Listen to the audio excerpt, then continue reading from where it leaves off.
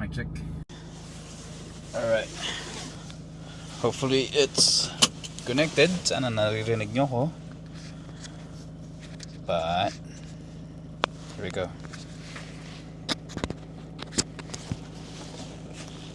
Ha! Just bear with me. Talagang pinapractice ko pa lang to eh. So, ayun. Hindi ka naman matututo kung di mo aaralin, di ba? So sa buhay, hindi mo malalaman yung mga bagay-bagay, hindi mo malalaman yung resulta kung hindi mo gagawin. It's Friday today. Time check 6:41 AM. May binibenta na naman bahay doon. Nauubos na yung kapitbahay ko. Buy house, see you tonight. So, ayun, it's Friday. Heading to work. Walang pasok si Mel. So, siya ang in charge sa mga bata. Siya maghatid kay Isla saka kay Georgina. But temporary lang kasi naka short hours pa siya. Nagkaroon siya ng shoulder injury a few weeks ago and limited yung movements niya. So ayun, naka shorten hours muna siya. Naka ACC siya. So kapag Friday medyo light yung schedule ko kasi of course it's Friday. Dito sa New Zealand pag Friday usually natatapos na maaga yung mga tao because of course long week sa trabaho and whatnot. Kaya yun, nire-reward nila yung sarili nila every Friday. So it's either kumakain sa labas, hindi nagbabaon, or natatapos na maaga. But most of the time nagiinuman after work.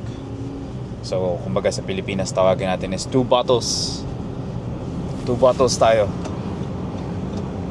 So yun.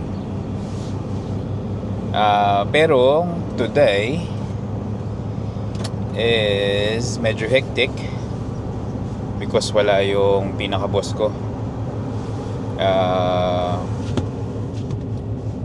He's going away for the weekend. Punta siya ng Australia. So it's Friday, Monday. Well, he deserved it kasi hindi naman lagi nag-off yun. And besides naka hands-on talaga siya sa kumpanya. So today medyo times 3 yung gagawin ko kasi I'll take orders, magpe-place ako ng orders na materyales, gagawa ng mga job cards for the new jobs na nakuha ko kahapon. One is from Yohani, which is yung house in New Zealand, and then one door panel for my good friend Tony of Absolute Construction or Absolute Building Solutions.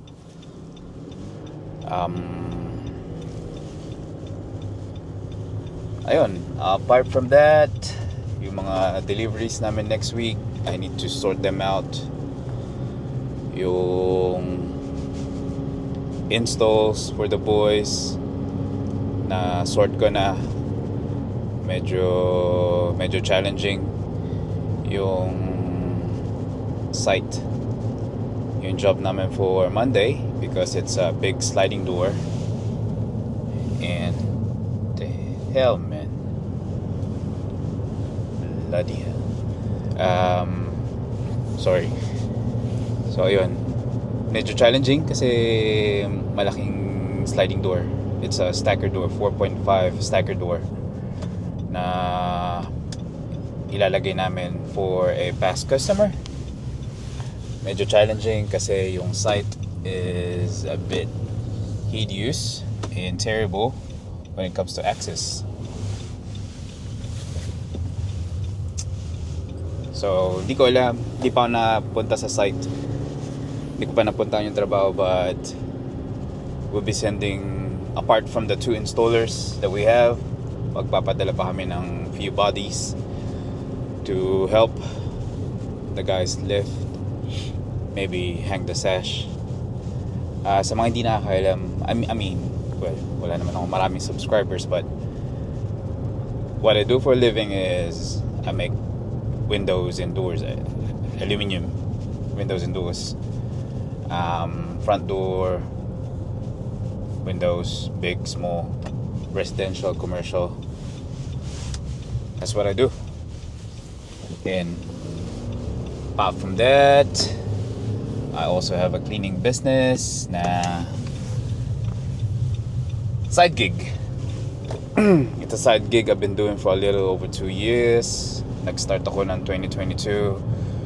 Gaya na sabi ko kanina, hindi mo malalaman ng mga bagay-bagay kung hindi mo susubukan. Right? So, yun. Tinignan ko lang how it feels like. How to manage cleaning business. Physically exhausting kasi syempre may trabaho ako ng umaga, at the same time diretso ako sa cleaning job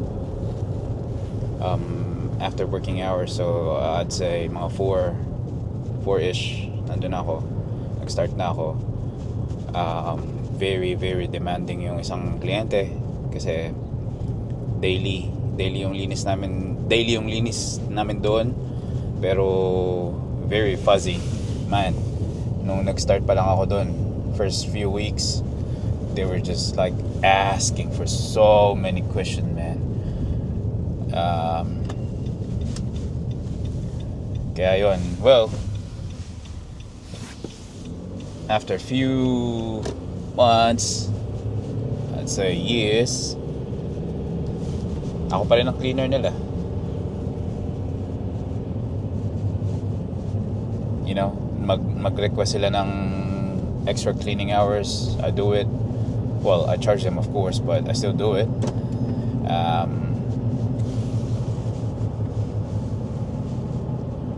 Messy yung lunchroom, messy yung mga office, yung sales room, yung factory. Didn't complain, man. Especially the toilet, man, it's hideous. Pero yeah, that's my job. That's what I do. Someone has to do it, you know.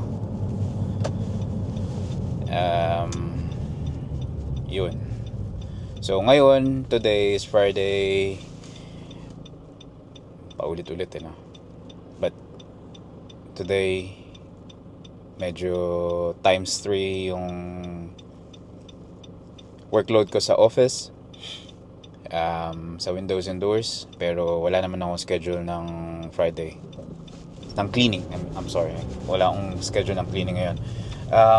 One of the reason kaya wala akong schedule ng Friday is because they shorten their hours. They cut their hours dun sa kliyente ko, dun sa cleaning.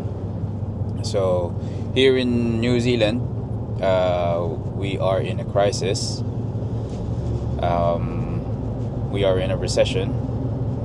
So hindi ko alam kung medyo nagpipick up na yung economy, kasi I got heaps of job na nakuha for the past 3 weeks, and at the same time napansin ko rin yung mga kliyente ko sa cleaning business is nagpipick up na rin sila. Marami na silang mga stocks. Well, you don't usually do that kung alam mo nasa recession kayo, kasi syempre doon ka sa safe side. But for the past 3 weeks nga, napansin ko na ayun, dumadami na ulit yung mga stocks nila, yung mga ginagamit nila. So yeah, I'm not sure kung babalik nila ako sa Friday, but ayoko na. Kung bakit ayoko na, it's because I want to spend time with my family, with my kids. My kids are growing up nang wala ako sa tabi nila. I only spend 2 hours each day sa kanila, roughly 2 to 3 hours. So feeling ko kulang na kulang I don't know, hindi alam ko naman na hindi lang ako ang ganun, pero there has to be a way, you know. There has to be a way that you can work and provide and support and be there ng I mean, yung balance lang. At the same time, be there for them.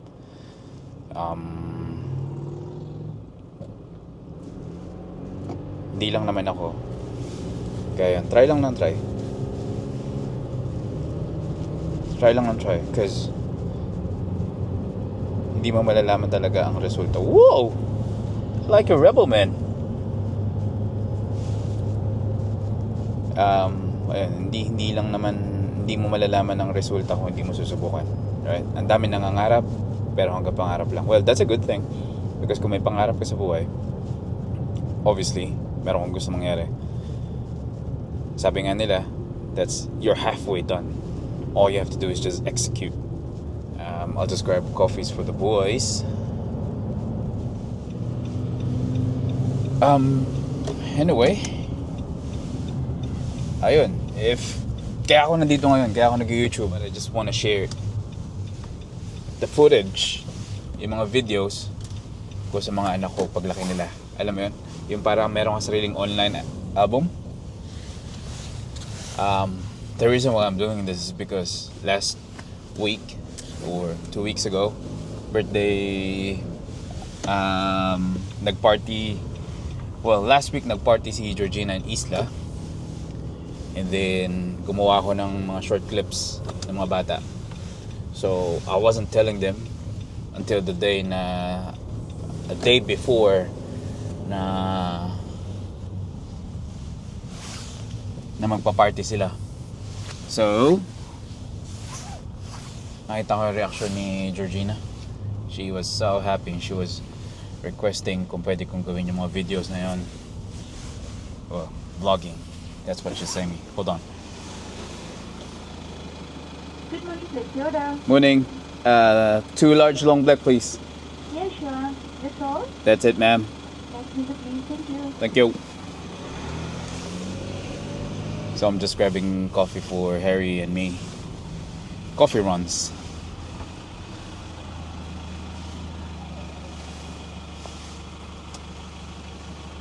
Morning. Morning, how are you? Good. How are you? It's Friday. It's Friday. Yay.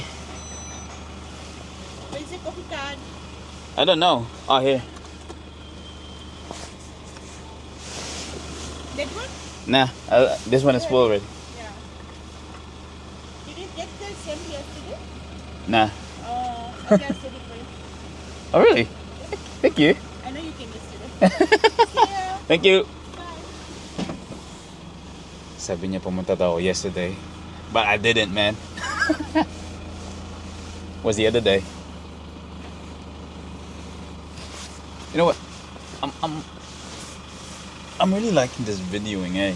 Kasi it's just like I'm telling stories to the whole world. My story.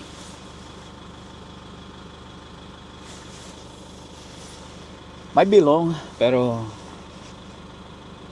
I don't know. Someday, or maybe later this afternoon, I'm gonna watch it again. Alam mo yun? It's just, I don't know. Something about vlogging, something about taking videos of yourself. I know something is behind it. Just up to me kung paano ko kukunin. Yeah? So now I'm just waiting for my coffee. Morning. Yeah. You okay, or did you need a cup holder? Nah, should be good. Alright, thank you. Thank you, man. Happy Friday. So yeah, I'm doing coffee runs for Harry because I'm a good lad.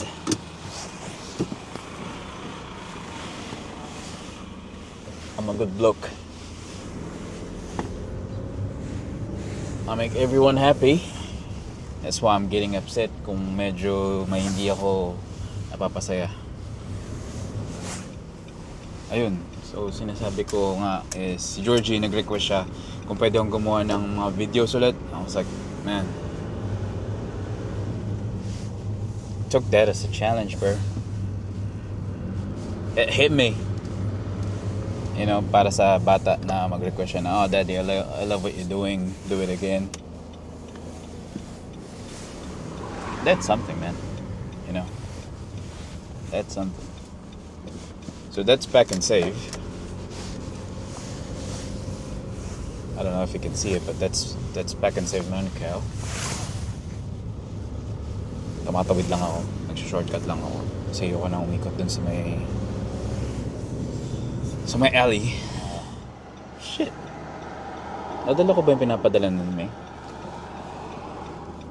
Kasi meron kaming baby fence that we use for Isla na ibebenta na kasi medyo rough si Isla, medyo strong na si Isla, so hindi na niya nagagamit, so bebenta na lang namin. And ngayon may pipick up sa Papatoy and just can't remember if nailagay ko yung small plastic bag na pinaalala niya. She said that it goes along with it, and I was like, yeah, sure. Ngayon iniisip ko, man, is it at the back? I know it's not only me, but to any fellas out there na nakikinig sa mga asawa nyo, or whenever your wife, your missus nagbigay na instructions and may ginagawa ka or you're focused on something else, yeah, I'm sure it's not just only me. Ayun, magbe-birthday si Georgina sa Sunday, and we're thinking of, we are planning na mag-beach. Nag-request siya ng picnic, so we might go to Kariotahi, drive to the beach, a bit of off-roading and whatnot. We'll see how it goes. Hopefully the weather is okay. They were saying na mag-i-snow sa Auckland next week. I'll make sure camera is ready for it. Andito na ako sa office. I'll say bye for now. Look at this guy's eh. Oh yeah, pwede naman ako mag-park na. Bro, puno na naman yung rubbish bins namin. What the heck, bro?